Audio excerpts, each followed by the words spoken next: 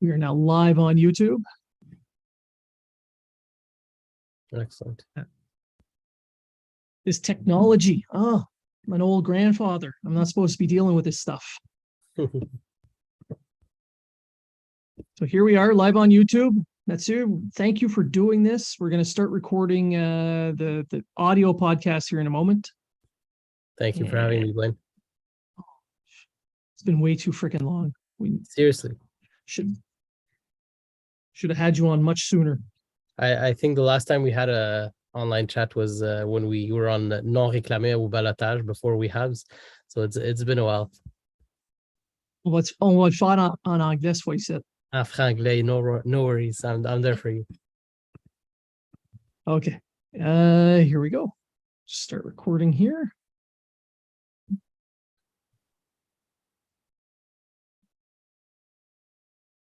And welcome to Habs Unfiltered, episode 322. We are coming at you live on YouTube, and I am joined now by a super special guest, someone I've been waiting forever to have back on, Mathieu from We Habs. Welcome to the show, Mathieu. Bonjour, Blaine. How are you, man? Well, now that you're here, better. Better. I'm so happy to be with you today. It's been a while we've been wanting to do this, so very blessed to be with you here today. So before we get into the post-game talk about the Canadians and the Flyers, because there's Stanley Cup connotations in that game for sure. Before we get into that, tell us a little bit, and my listeners know a little bit about We Habs and what's going on with you guys over there. We Habs is a rebranded little podcast that we had. We started off with a few friends at first, and we branded We Habs at the beginning of this 2022-2023 season. We Habs, O-U-I, as in we, en français, yes. But at the same time, we're a family, all Habs fans all together. We all have the same passion. So it was a way to say we as in we. So the wordplay was there. We Habs is the main brand. We have two different podcasts, one in French, which is under the brand We Habs, and there's another one in English for the little ones that love to have a little fun with Habs and Dabs. So those are usually post games, very, very relaxed with little guests from the Habs family. So we hope to have you there. I don't know if you'd be a guest. I was a guest on Habs and Dabs. I had a drink because I don't smoke, but there's always a way to just sit down, have fun, and talk Habs. I mean, I'm just high on life myself. It's the way to go, bro. My wife won't let me. She rules the roost, so I do what she says because happy wife, stupid, happy life. That's right. Yes. So for today, for our live here on YouTube, and for those listening at home, once we post this up as a recorded show, we're coming at you right after the game against the Flyers. The Canadians just beat the snot out of them, 5-1. 5-2. 5-2 late goal for the Flyers, yes. Yeah. They just come in backdoor late. Provorov just came into the back door late. Just not netted down outside. Yeah, he scored on both nets, right? So he's by goalio. He's fair game for now. He's even. That's right. I normally I don't swing that way, but I approve that lifestyle choice. If you want to go that way, yes. I just wonder what kind of jersey the league will make that he won't wear. Honestly, Provorov, as much as I don't understand why he did it, as much as from the background, the Egyptian background that I come, where I have a little bit of, in our community, I'm going to see very traditional people who have come as of late, and they're very, very traditional, and they didn't have time to adapt to the North American lifestyle, even though they've been here for 5-6 years and they live here full time. So I can totally understand why somebody who maybe doesn't live here full time, that maybe doesn't live the North American lifestyle, can have that mentality. But at the same time, it's a very delicate subject for some people that I can understand. But at the same time, he's not promoting anything. He's just there for the game. So the game is for everyone, even us Egyptians. It's true. And that's why you're here. Yeah, exactly. Like I do understand why he didn't want to do it. And I understand why some people don't agree with it. But if you're being paid by an organization and that organization says, we need you to do this, you're getting paid. Your choice is to do it or quit. I mean, I have to do things I don't agree with personally in my day job. You especially, and thanks But for your service. Might as well say it while I'm here, but thank you for your service, Blaine. Well, thank you for paying your taxes. But no, if I get it, and I want to we make jokes about it because he opened the door for us to do it because he scored on both nets. I'm out of words, man. I didn't expect you coming left side on me with that one today. Well, I shoot left. You shoot left, perfect. I play on the right wing. So from there, let's just start off with the game itself. The Canadians winning 5-2. They're coming off a big win against the Devils. Then they come in and they just steamroll the Flyers, who I think they're going to need a police escort to get out of the arena. The boos were there after the first, after the second, and at the end of the game, man. It was harsh for the Flyers there. It was brutal. I mean, I know that the Flyers are having a bad season, and they weren't expected to, not because they paid all that money for all these players. They've got I don't know, it just wasn't expected. But man, there's bad and there's bad. Like they're down there. The Habs don't have any like regular players in their lineup. We're missing half the team. But at the same time, man, the Flyers, they're absent. They're not there at all. They're not even competitive. We had the same amount of shots, but at no point did I feel like the Flyers were the ones in control of that game. At a certain point, I was looking at the shots. I think it was 21-22 for the Habs. And I was like, oh my God, I didn't even feel like the Flyers were attacking, like they were even in control of the game, all periphery shots.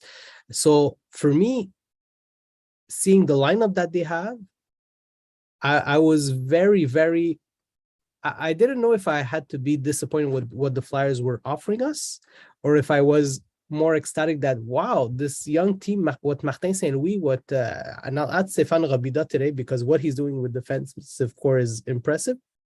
But right now, that coaching staff is doing wonders with the players they have at hand. And it's a young-ish, inexperienced coaching staff. Yeah. I mean, these are three coaches, Burroughs, Saint-Louis, and Robida, who don't have a lot of pro games as coaches. But you're right. I think they're doing an excellent job. Excellent job. And Philippe says, hello, salut Mathieu. Hey, Phil. Bienvenue à l'épisode. So they're doing a great job with these guys. And I think you hit the nail on the head with Robida's work on the defense. Yeah. Since the All-Star break, the defense has been very, very active, and all the offense is coming out of that pressure that the defense is giving. Yeah. I don't know if you were watching on RDS too, they were showing a few shots of Robida with the players and giving props out, and good job, man. Like after every shift, I feel like his connection with the players also, I think it's transcending from off the bench and onto the ice. The confidence is giving these players, the way they are playing, like it really shows that it's his touch right now. Yeah, he's taken it's a rookie blue line essentially, minus Matheson and Savard, and they're looking like a seasoned group, especially since the 100%. All-Star break. 100%. Now, one of the reasons I think that the blue line has looked so strong has been the play of Matheson and Barron as a pairing. Barron, man, we threw this guy under the bus so quickly after the trade. Yeah. We were crucifying him. We were saying he's a bust. We were saying what we got for Lehkonen, we lost in that trade. We should have asked for more. Lehkonen, look what he did in the playoffs. But man, I feel like we really got a stud back there with Barron. I think it was a lack of confidence at first. He still had to win it, but like many young players with the Habs, I think he's growing into his role, and having a veteran D like Matheson next to him, it's giving him confidence and calmness, and he's doing the right plays right now. And it's also the style of play. I mean, you got Matheson, who's a puck-moving defenseman who has a good shot, good vision, can open up passing lanes, and Barron plays that same style. So watching a veteran who's playing the way Matheson has been with the Canadiens and learning from him, I mean, as a pairing, neither one's a defensive dynamo, but their possession stats are through the roof. They're complementing each other very well. Like, it's just beautiful to see right now. Oh yeah, and what was it? The Ylonen goal. The Ylonen goal. I loved how the Ylonen went to the front of the net, but that was all from the work along the blue line with Barron helping to keep the puck in and then getting the puck through the crowd. What I loved about that play too was the play Drouin did to keep the puck in the net at the beginning of it. I think we're not talking about certain players that are on the trading block or at the last. Like, I feel like Drouin, Hoffman, Daddy, they're all doing little things lately that are just, you know what, a small little touch. I'm sure the scouts in the stands, the pro scouts that are there, they see these things, these little actions. But Drouin made a beautiful play to just keep the puck in the net, and from there kept circling. And yes, Barron did a good job at the point there. And I'll get to Drouin here in a minute, because that's definitely someone I wanted to talk about. But with Barron, I know one person that wasn't upset to see him end up in Montreal right here.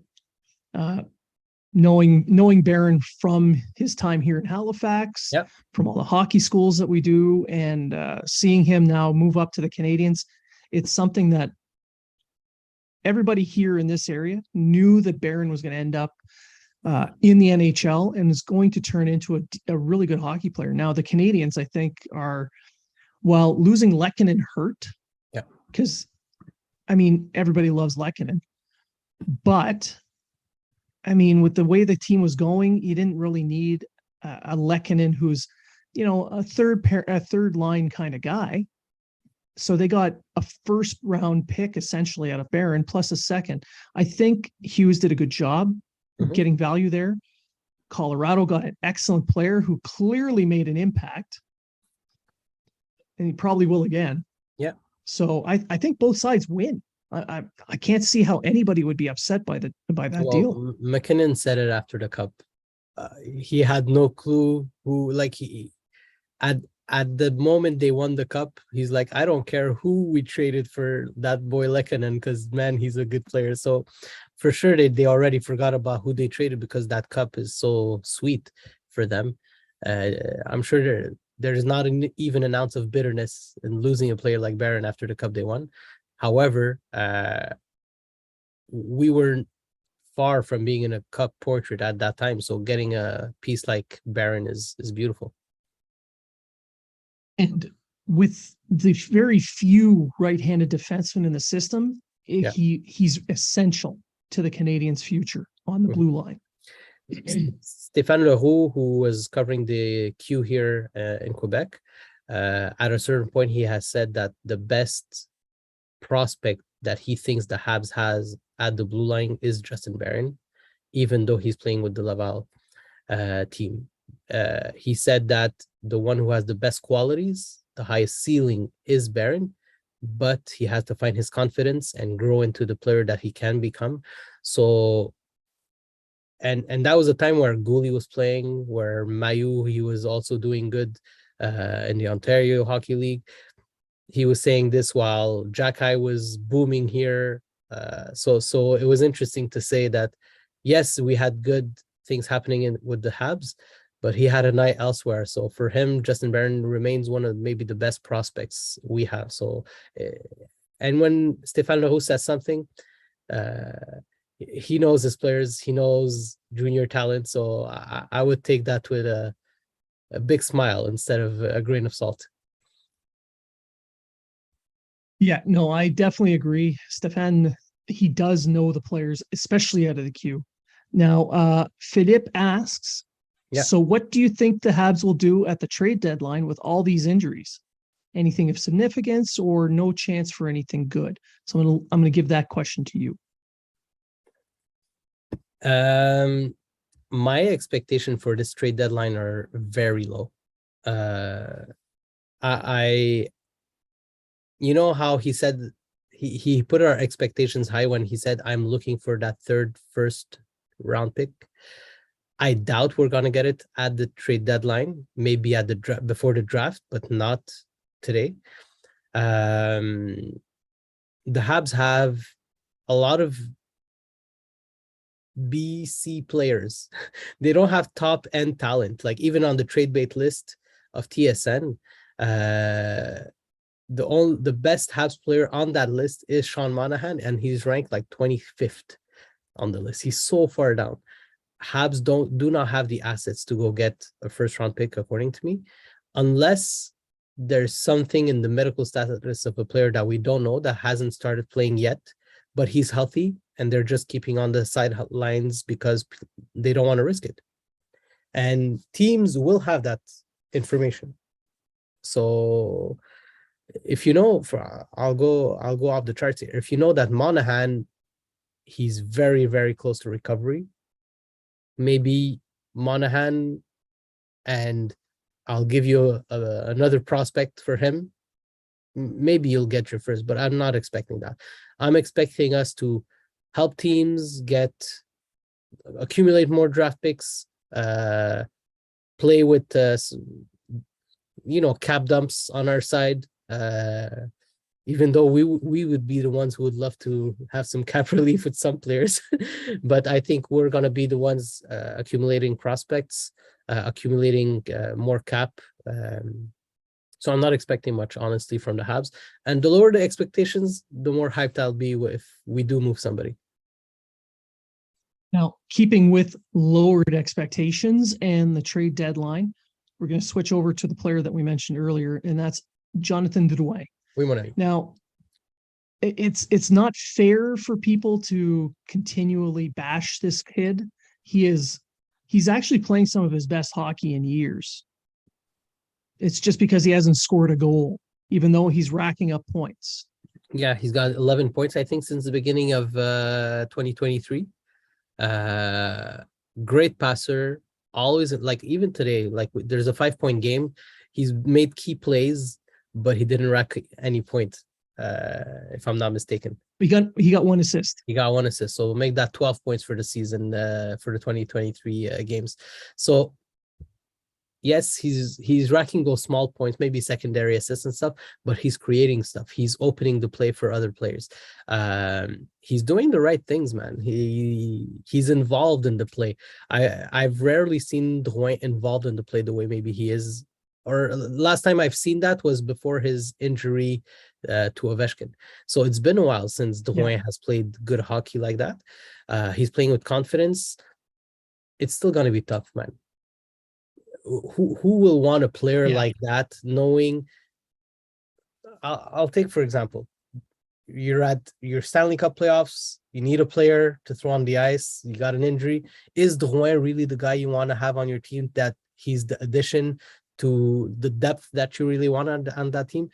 Unless you call him a specialist, but at the same time, you want to play him on the power play. There's no power plays during the playoffs, man. Penalties are lower. So guys like Hoffman, guys like Drouin, I don't see necessarily being beautiful trade deadline assets. Yeah, well, in this game at least, Drouin has made a case for showing off that even if he doesn't get picked up at the trade deadline, he is worth signing for next year because you're seeing him play. He's playing really well along the boards. Yes. He is going in down low. He's winning those board battles. He's capable of getting the puck out from the boards to the middle of the ice and keep the cycle going. And that's something that he hasn't been able to do much of over the last 3-4 years. Yes, but at the same time, you want him for next year, okay? You want to keep him, but which team will really want to build around the Drouin? Like even us as Habs, I feel like his time here is over. Like I wouldn't even offer him a small contract. Why? Because the pressure it's gonna be added. Like, why did you stay in that market? Why did you stay in with Montreal? Yes, we need NHL players, but I feel like he deserves to like get relief from that pressure and just go play elsewhere. Like I love Drouin, and we've had those talk when you came on our podcast in the past. We have a lot of respect for Drouin, but I don't think Montreal is the market for him. No, I do feel his time in Montreal is coming to an end. Whether it happens next Friday or it happens at the end of the season, he is done in Montreal, and I think it's better for him, really. Yes, and the Canadiens, this little divorce that's going to happen, it's better for both sides. But at least he's motivated and he knows what's going on. He knows he's playing for a contract. He knows he's playing for his career. So we're seeing him play at the level he has right now. And honestly, for a Quebec-born player, I feel like he's, as much as, yes, there is some Drouin bashing, I think the fans still respect Drouin a lot. They're not giving him the Brisebois treatment. They're not booing him. They're not getting him. Like, yes, they're talking about him on the radio and stuff, but face to face, like, we didn't give him the bad, the bad, la mauvaise prestation, le mauvais accueil that we gave Brisebois when we booed him solidly here in Montreal. So we're not giving Drouin this. I feel like the divorce is happening smoothly. We know he's at the end.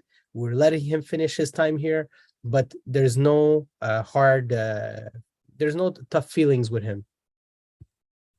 No, it's almost as if the divorce is happening and they know that both sides know that they have to do it amicably for the kids. For the kids, exactly.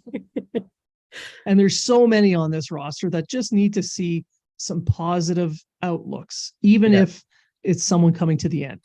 I wonder if it would have happened that way if Bergevin was still the GM, though. Don't get me wrong. I do like Bergevin. I think he's a good person. Yeah. But honestly, I don't think it would go this way with him. No, but when players got on his bad side, they really got on his bad side. Like, as much as he was good with certain players, he was good for the ones who were on his good side. For the ones who were on his bad side, the Cashins of this world, he didn't mess with them. No, but at the very least, in a game like tonight's, Drouin was a positive in the Corsi percentages. He had solid puck possession stats, despite the fact that the Canadiens had so many giveaways. It was ridiculous how many giveaways they had. I think it was around 25 or 28 giveaways overall in this game. Mm-hmm. But thankfully, with the mobility of the defense, they were able to recover, and the Flyers playing the way they have been lately helps as well, that nothing bad came of it. But out of all those giveaways, guess who didn't have any? Drouin. No, he's playing a solid puck possession game. He is. And he's not the only person that people are talking about at this deadline. We kind of hinted at it. Dadonov is another guy. In this game, he was 67% in the Corsi range. He played almost 18 minutes.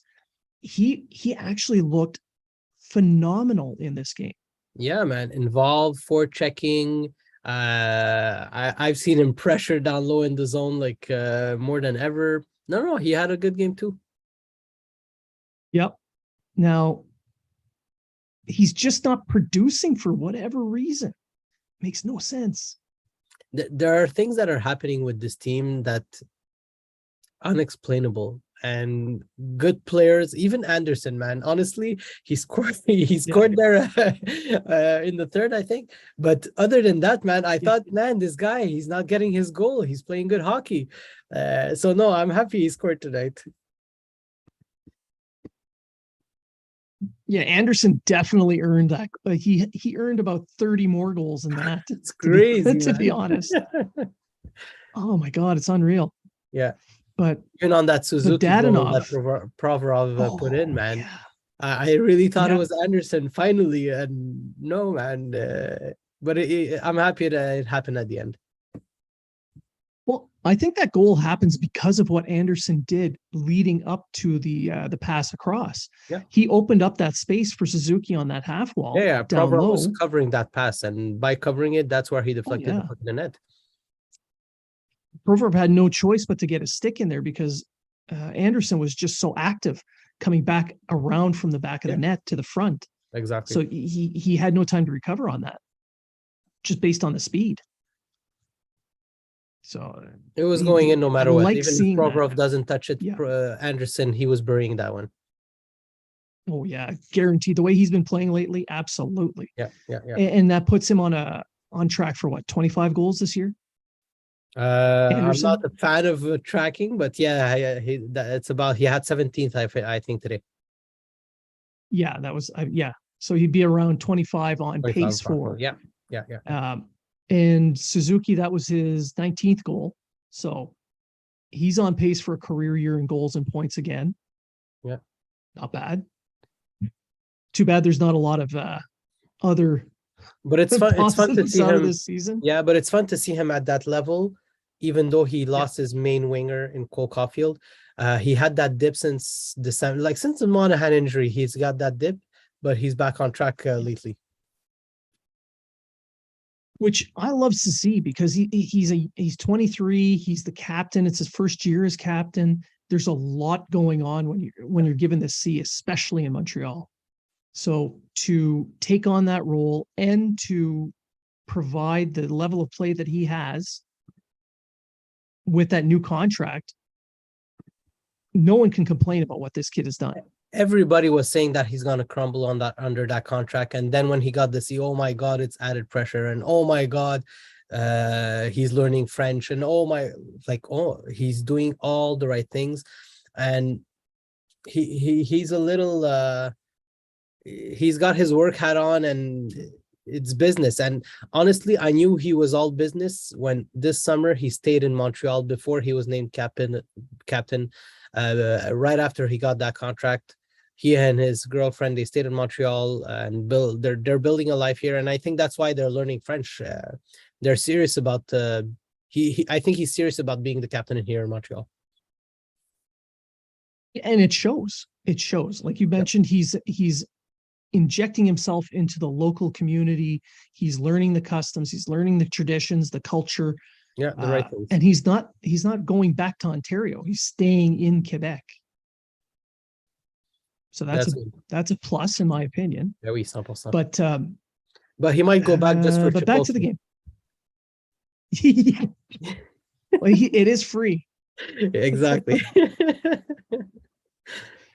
But back in the game here, yeah. Just looking at some of the stuff, like we're talking about Suzuki, we talked about Anderson, but we're not mentioning their line mate, and that's Alvi Pinal. The way he's been playing since his call up has been incredible. Right. Little sauce HP that we call him. By the way, we have a little shop with Habs. We have a shop zone now, and we have a beautiful shirt that's coming out. It's Raphaël Harvey Pinard with the HP sauce, custom made. So si vous voulez voir le chandail, it's available on our shop, and we have a few other beauties that we've created that should be in the store soon. Well, I mean, he did sauce a perfect pass to Anderson. Amazing. He's that little ball of energy that every coach wants. If he stays healthy and keeps his two hands out of Shea Weber shots, I'm sorry, Goulet's shots, or he needs to keep his hands out of the slap shots coming from the forwards, because he's going to be in front of the net. He's going to be that little pest where Gallagher was in the blue paint. Man, this guy, he's on the floor. He's hustling, trying to get the puck at every time. And it's exactly what he did for that Anderson goal. So honestly, players like this, they're so valuable to the team. And I think he's so high right now that people will be disappointed when he doesn't play on the first line and he doesn't get those points all the time. We have to just reduce our expectations with a guy like Pinard. He's playing on his high. His shooting percentage is off the charts.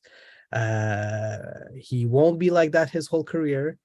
And I don't think he's got first line player on an 82 game season. We're going to see him lower in the lineup. But how when Gallagher started, he was thrown on third line, first line, second line, first line, third line. He was bouncing around in the lineup. And every single line he played on, they were creating points, creating plays. This guy, it's going to be the same thing. He's going to go up and down the lineup. He's going to get the points, but it's not about the points only. It's about the energy he's going to bring to the table each and every shift. I agree. His shooting percentage is around 35% right now. Way too high. Way too high. Yeah. But the majority of his shots are coming from within 3 feet of the net. Yeah. So of course your percentage is going to be a lot higher because you're taking higher percentage shots.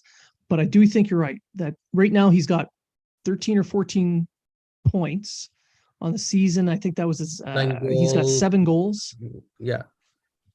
7 goals. Let's see. I'm bringing it up now. Yeah. 7 goals. He's got 7 goals on the season so far in 14 games. That is half a goal a game. It's incredible. There's no way he can keep that up, but because that's a 45 goal season.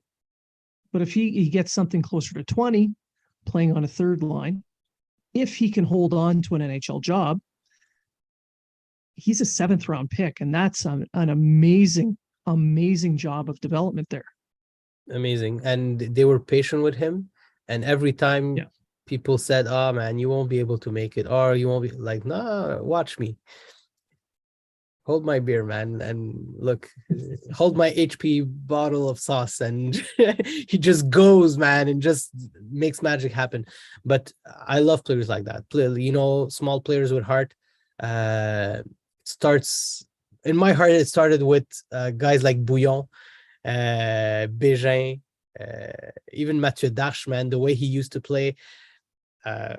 Gallagher, obviously. That I have right here behind me. All these players with heart, you can't not love them, but they have to stay healthy. Small player, even though the heart is here, they're more fragile, but I'm sure he's going to make it. I'm positive, but we have to temper our expectations. That's all it. People can't expect a 40-goal season out of him. No. Let's pump the brakes a little bit on that. Yeah, but let's remember, Gallagher, we didn't expect 40-goal seasons, but he still gave us 30-goal seasons a few times. So yes, players like that who their play is adapted to an NHL style play, I think, more than AHL. That's why it comes up. Hustlers, man, they make their way through. And if he just keeps that style, I think it's going to be, he's the one who's going to be rewarded at the end of the day. There's not a lot of players who can play with really skilled players. It's a special skill set to be able to adapt your game to those high skill players. And RHP has that skill. Mm-hmm. The better the player he's with, the better he plays. Oh yeah, but people, okay, I have one for you. It's your podcast, but I'm the one asking the questions here. Right now, a guy like Harvey Pinard, he's on a high. shooting percentage off the roofs. He's on the highlight reels of the NHL. Everybody's looking at him. Martin St. Louis looks like a genius the way he's put him with the first line. The scouts are there at the Habs game. They're like, he's the one we want. He's the one I want for my playoffs. He's the little kid. I'll overpay for him. Why? Because this guy has heart. This guy is what we need. He's the grit we need for the playoffs. He's the one who's going to be there. Game 7, overtime. I know he's going to be on the ice and just doing everything for the team. Do you trade a guy like him? What's the offer? Just an overpayment. Yeah, A Lehkonen I type would. deal. A Lehkonen type deal. I'll drive him to the airport.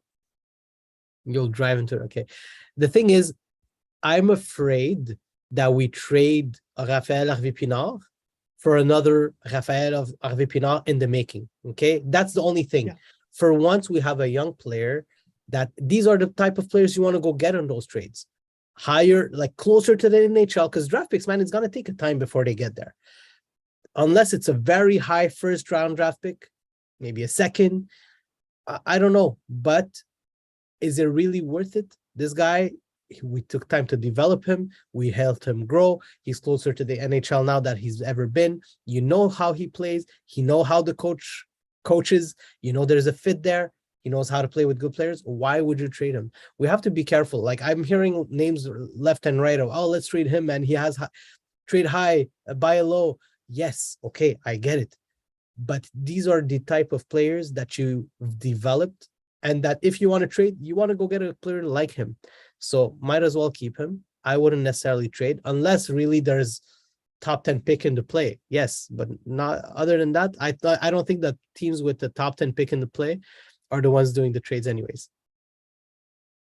But in the scenario you gave us, an overpayment, we're talking about a guy who, yes, he fits every one of those criteria you mentioned, but you project him down the road, you're not projecting him much more than a third line guy who can play up your lineup on a temporary basis. Yeah. So maybe it's a guy who can get you 15 to 20 goals, maybe, kind of like Lehkonen. It plays like Gallagher a little bit, but if someone's willing to offer you their top prospect, yeah, you think about it depending twice. on who it is. Yeah, depending on who it is. And I'm sure the Habs will have a good eye on whoever that prospect is. But 3 years down the road, maybe Raphaël Harvey-Pinard is a better fit with the Habs than whoever that prospect may be.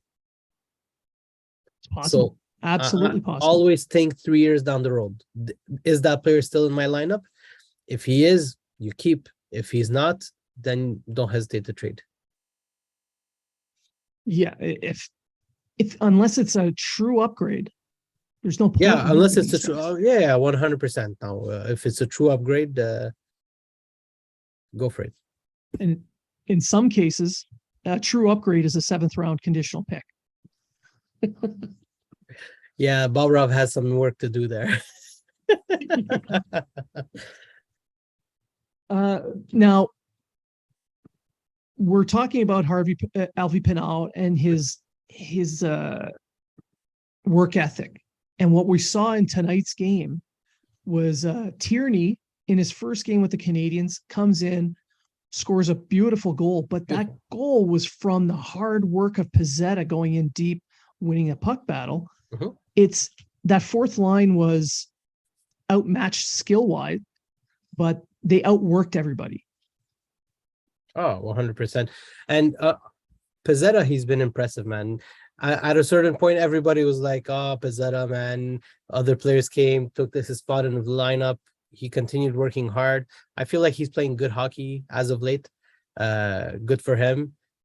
I loved it when it was at the beginning of January. I think it was Harvey-Pinard, Pezzetta, and Belzile all together. These guys were blazing, man, and that's what helped Belzile and Pezzetta go up and down the lineup too. But he's such a hard worker, Pezzetta, man. Since last year, he's lacking that it factor that he had last year. I think that's the only thing about Pezzetta was he was all over the place. Jack, I took that sunshine from him at the beginning of the season, But ever since Jackai's injury, I feel like, oh, I'm here, guys. I'm here. I got this. But he's getting there, man. But he was so happy for Tierney when Tierney scored. And that was beautiful to see. Don't forget, Tierney was, I think, almost a 50 points, 50-point player at a certain point with Ottawa.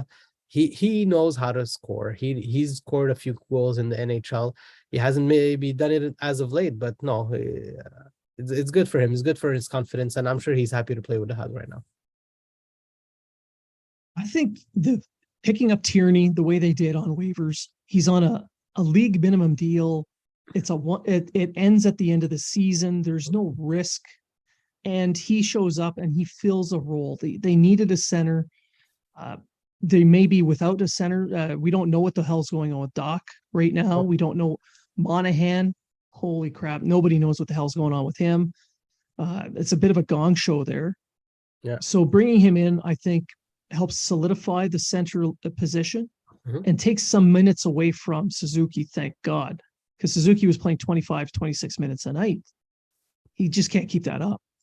So at least here, in tonight's game, Tierney played just over 13 minutes, which isn't that bad for a fourth line.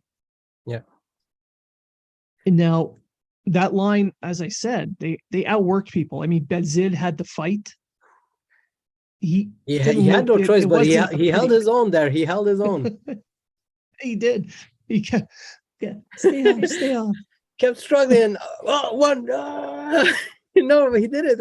As long as you just stay out of his reach. Stay out of his reach. That way he can't really pop you. But it gave the Canadians a power play, which they scored on. So that hard work was able to build momentum for the team. The Pizzetta play to get Tierney his goal. The play of Pizzetta. Now, looking at the way you were praising him from last year, and he was missing a little bit of something. And as the season is worn on, I agree with you. He's looked way better. And I think that the way he's been playing could mean that he's going to be that 13th forward, maybe a fourth line guy going into next year as well. Because like you said, with Alvi Pinal, you need those guys that you've drafted late and developed who bring that kind of energy. Yeah, and you need NHL bodies, man. These guys, they can play in the NHL, they can follow. I don't see why we wouldn't keep a guy like Pizzetta. It's going to be tough for him to crack the lineup night in, night out. But if injuries keep on piling the way they are, he's playing. Absolutely. Now, in tonight's game, was there anything that you saw that you just looked at it and you cringed a little bit? Something to worry about going through the rest of the season? That I cringed. Man, that's a very good question. Yes, there was something.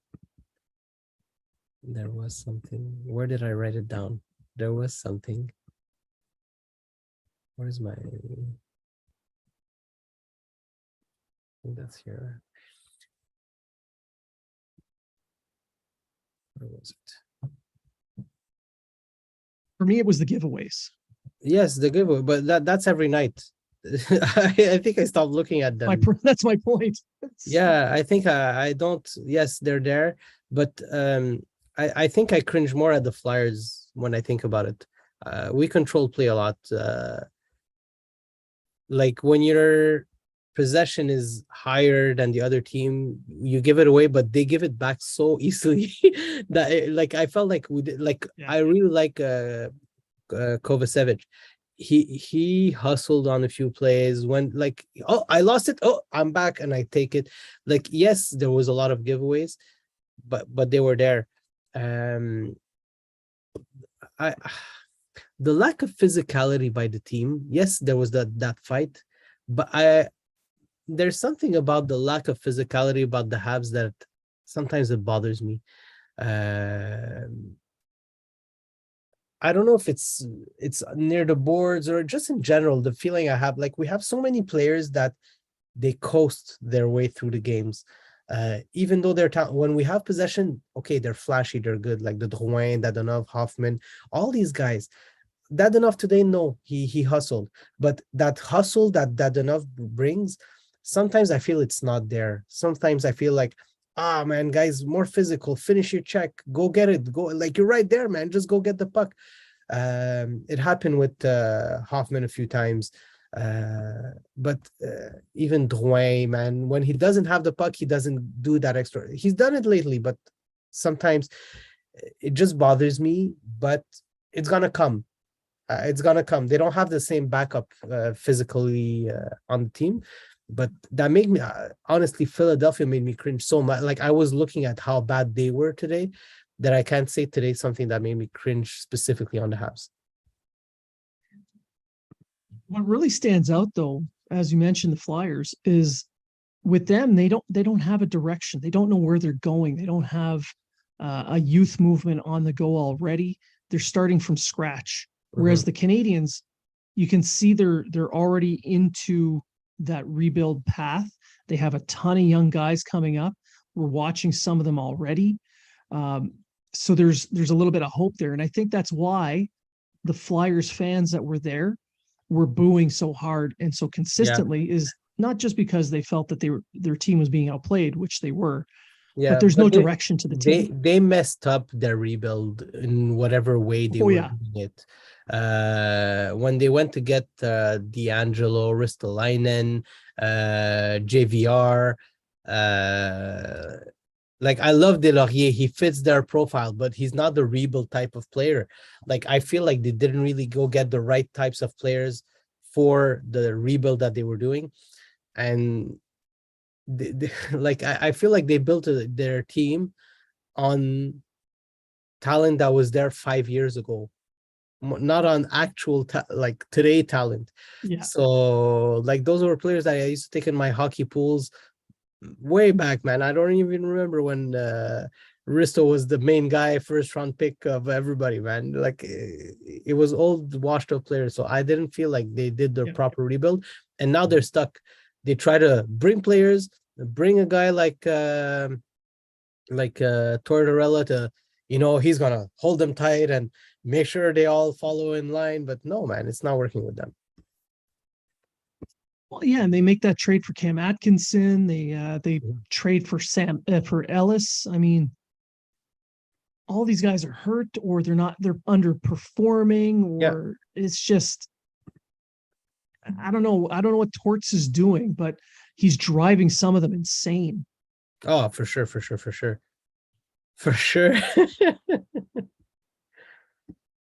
I feel bad for the players, honestly. Oh, man. It must be so tough to play with a guy like, and I'm sure, you look at that Provorov goal, you ask Torts, man, what happened? He's gonna give you a beautiful little answer there. And he talked to them between the second and the third, man. Right off the gates, they scored. I'm like, something might happen, but they gave us 5 minutes, the Flyers, at that moment. 5 minutes of good hockey at the beginning of the third. That was it in the game. Pretty much. I mean, I would not want to be a player in that dressing room after the game, but I would sure love to be a fly on the wall to hear what Tortorella was swearing at. For sure. I mean, it wasn't that good. But on the Canadian side of things, the coaching staff must feel good going back into Montreal. They're playing Ottawa tomorrow. They're coming off two really, really complete, solid games where they did everything right, essentially.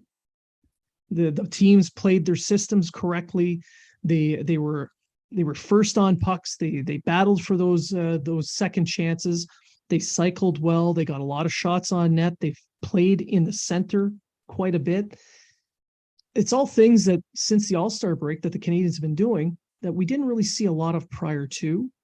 And I know it's going to upset a lot of the Canadians fans who really wanted to tank and get Bedard. But not heartbroken if they don't get Bedard. Don't get me wrong, I'd love to have him in Montreal. But if they end up with a Fantilli or they end up with, I don't know, Will Smith or something, with the other youth that they have, I don't think it's as crippling as some people make it out to be. Yeah, I'm not a big prospect guy. Like, I don't watch enough hockey, junior hockey, to be good on prospects. But from what I'm reading and hearing right and left, is that the top 8 is solid. So whatever we get in the top 8 of that draft, we'll be happy with whatever we can get. And some teams pass on special players. You could pick 6 and get a top 3 in any draft, but it's going to be even more special this year. So we have to enjoy whoever we get at the draft. Not to mention, the Canadiens have 2 first-round picks right now, and the Flyers, not the Flyers, the Panthers, I think, lost their game tonight. So if they miss the playoffs, Excellent. That's 2 top 15 picks. Yeah. I think that would be pretty good. Well, honestly, at pretty the stage we're at in the rebuild process, I think 2 top 15. Don't forget, Cole Caulfield was picked 15th, and he's a superstar. You never know who you can pick higher on the draft list because he falls down for XYZ reason. So yes, we have to be happy on whoever we get, as long as we're not the ones passing on that good player that could be a superstar. And now, to finish it off, to get back, Jake Allen, man, I just want to give props to him. Ever since he came back from that injury, he had that one bad game against Toronto, but other than that, man, he's been playing great hockey, great percent, all above 900, 935. He's got a shutout, 900, and how much tonight? Another above 900 I think he's average tonight. 20. No, honestly, he's been playing amazing hockey. Him and Montembeault, solid goaltending duo that are giving us good hockey, and they're helping the team develop properly. And development is key, so we have to take advantage of that right now. I think you're correct. I think Allen he's a true professional. He knows what his job is. He knows where the team is at, and it's in this stage of development, and what his role is. And he has provided the team chances to win just about every game he has started. Oh, and that's Especially all you ask from a goalie at this time of the year. Yeah. Yeah, absolutely. So I agree. Jake the Snake definitely deserves a pat on the back for the efforts that he's put in, especially in tonight's game. Yes. And to finish off the show, we talked about the Flyers and Tortorella, and I think they're just lost. Whereas in Montreal, with St. Louis at the helm, the Canadiens are building a culture and they're building an identity. Mm-hmm. And it's not piecemeal. It's St. Louis is he is the leader of the team, and he's put that culture into place. And I think that's the basis of what the rebuild will be built on. Yeah. I feel that St. Louis, as much as he's the chef d'orchestre, he's the main guy at the top of the helm there, as much as St. Louis right now, he's putting himself as an equal as his partner. I feel like every part of the coaching staff, they have their duties, they know what to do, and we're a team. I'm not here to tell you what to do. We're a team. We're going to do it together. Yes, he might be the one taking the final decisions, but I feel like everything is being done as a team. And he's just, honestly, the wonders he's doing with the decimated team that we have, nothing to say there. It's beautiful.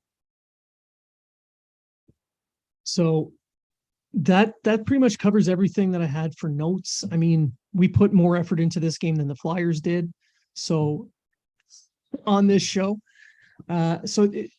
Before we go, I want to give you the opportunity to tell everybody again where they can find you, where they can find your merch, where they can buy all these wonderful t-shirts, which honestly, I want to buy one of those HP sauce ones. I'm not going to lie. I really I have beautiful ones for you. I should have worn my I should have worn my Habs Unfiltered shirt just for the show, man. I forgot to put it. I can't believe it. I have one of your shirts too. Really? Because I got a I'll couple have to extra post. ones. I'll have to post a picture just with it to say that I was on the show.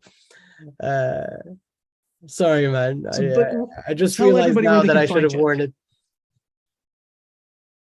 Anyways, Yeah. so we Habs OUE Habs. You can find us on every platform, social media. We're the most active on YouTube and on Twitter. If you want to find our merch is shop.wehabs.com. Very easy website. Right now you won't see much because it's only the little gadgets and accessories. The t-shirts are out of stock, but we'll be back with you soon. Some beautiful Jacky, Cole Caulfield, Price, Raphaël Harvey-Pinard shirts on the way. So just be ready, and we're trying to do exclusive shirts. All the designs are made by the team, me, Pat, and Brian. So you will have a great time. Pat and Brian are my partners. So we Habs, or if you want to relax more on the English side, Habs and Dabs with Pat and Brian is usually we try to do our pods once a week post games. If not, you'll find us all on Twitter. I mean, I can't express enough to everybody listening or watching on YouTube right now how much you really should go check this stuff out. Tu peux le faire en français. You could do it in English. It doesn't matter. Les deux programmes sont parfaits. They're the best. They're the perfect shows. Go check them out. Great people having great conversations and just having fun, really. Merci, Blaine. C'est un honneur d'être ici avec toi ce soir. No, c'est mon honneur. Beautiful. So, thank you for coming on the show. I appreciate you doing this. I really, really do. We got to do more of it. This was fun, especially after a win. It's a date, bro. So for those listening, I want to thank you guys for listening. Thank you for the questions on the YouTube channel. Mostly Philip, you did a great job there. We really, really appreciate everything that you've added in there. The more people that come and comment on the show or send us emails or posts on social media, the more you guys do that, the better the shows get. And remember, if you're talking about it, so are we.